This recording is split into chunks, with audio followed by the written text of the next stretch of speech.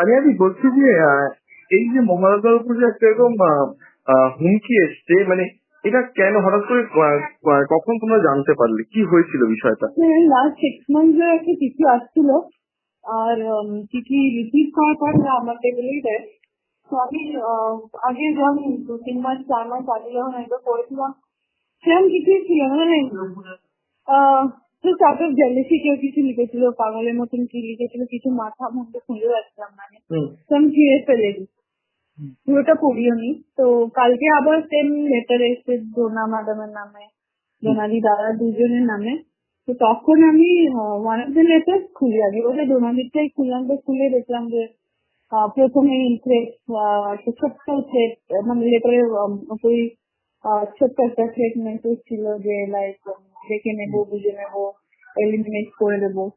Next দুটো আরো page ছিল যেগুলো একদম পড়া যাচ্ছিল না, ভীষণ ছোট লেখা ছিল। বাট ওই লাস্ট পেজে গিয়ে আবার ওরকম যে আমরা হয়তো কেউ কখনো আটকানোর চেষ্টা করি, ঢোকবার চেষ্টা করেছিল বা কিছু, তো তাকেও মানে চেক করে যারা তোমার সাথে কাজ করে তাদেরকে এলিমিনেট করে দেবো, আর লাইক তোমাকে তোমার হাজবেন্ডকে দুজনকে এলিমিনেট করে দেবো।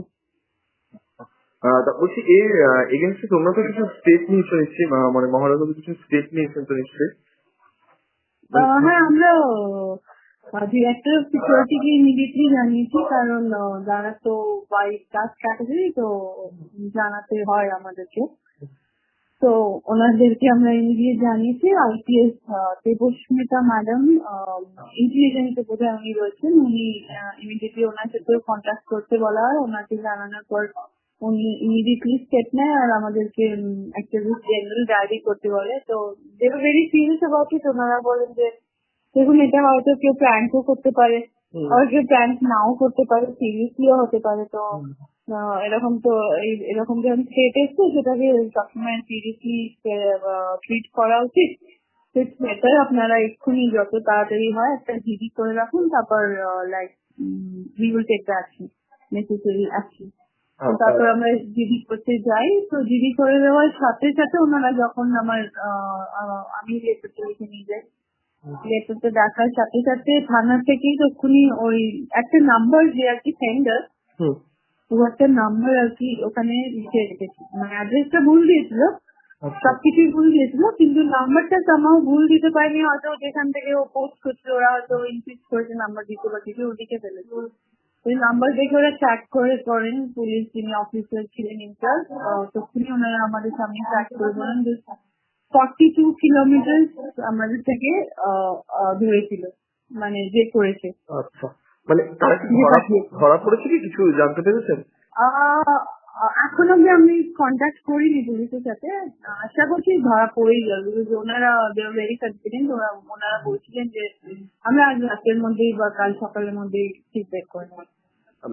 বলছি দিদি, এটা কি কোনো বাড়তি নিরাপত্তা বা কিছু কি ব্যবস্থা করা হচ্ছে, মানে কিছু দেওয়া হচ্ছে কি পুলিশের তরফ থেকে?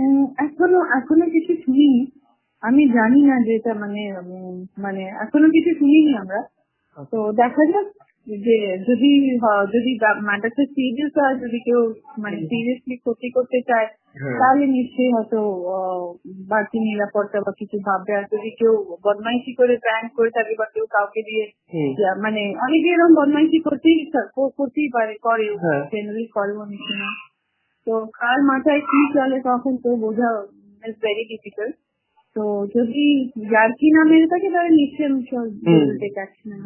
যদি ইয়ার্কি কেউ মেরেও থাকে, এরকম ইয়ার্কি তো মারা একদমই কাম্য নয়। মানে কেন কারোকে এরকম ভয় দেখাবো? তো দেখা যাক কি করে, পুলিশ থেকে আমাদের এখনো কিছু জানায়নি।